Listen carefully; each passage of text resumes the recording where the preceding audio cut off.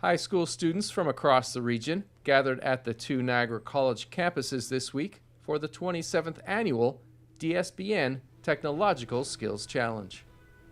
Students competed against each other and the clock in a wide range of fields, with the results being judged by industry professionals. We have challenge coordinators for every challenge has a teacher or two, which help us organize the events.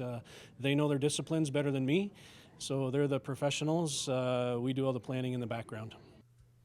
A recent change to the high school curriculum means that the path towards an event like today will begin even earlier. Well, we start with our grade 9 tech programs, which has the new curriculum this year. And we try and give every student has to take that grade 9 tech now, grade 9 or 10, sorry. And we try and give them an overview of the multiple techs available to them to see what sparks them. So we start in grade 9, and then we start focusing on specifics in grade 10. 3D animation and fashion design were new challenges added to this year's event that had over 300 students participating. What are the two of you working on this morning? We're working on our film for skills. It's a 1 minute to 30 second, 1 minute 45 second film with the theme in and out. How are things going so far? We're working on our outline and coming up with all of the ideas for it. So we're getting there, but we're still figuring out a few things. How closely are you watching the clock at this point of the day? A lot. We're trying not to look at it right now because it's a little bit stressful, but we're keeping an eye on the time for sure.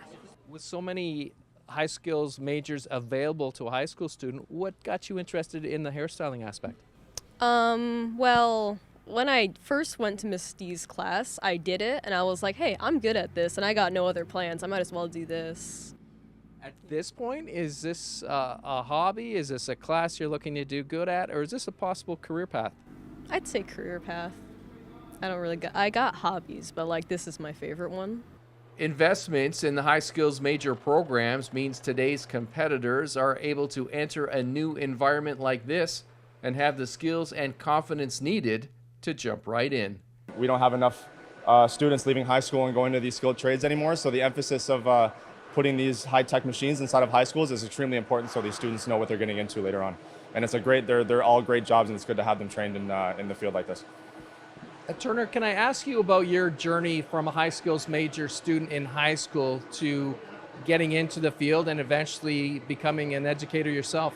Yeah, so actually one of the employees here, Paul Bernier, was my high school teacher, and he pretty much showed me the ropes all through high school, all 4 years. I did the skills competition just like these students here today. I loved it, and I think that gave me a bit of an edge as far as coaching is concerned because I know exactly what goes on, right? And I experienced it not that long ago. After that, I did co-ops and got an apprenticeship at a shop in St. Catharines. And then eventually I thought that I would take a turn and try out teaching. And here I am. So everything ended up coming full circle. Are these same opportunities that you took advantage of available for the students here today? Oh yes, absolutely. Every single one. And I try to emphasize my path every single time because if a student even shows a slight interest in maybe wanting to do this after high school, I explain to them exactly what I went through and the process that I had. And yeah, I tell them that it's all possible. It's really not, it's not out of reach. In Niagara, you're watching The Source on your TV.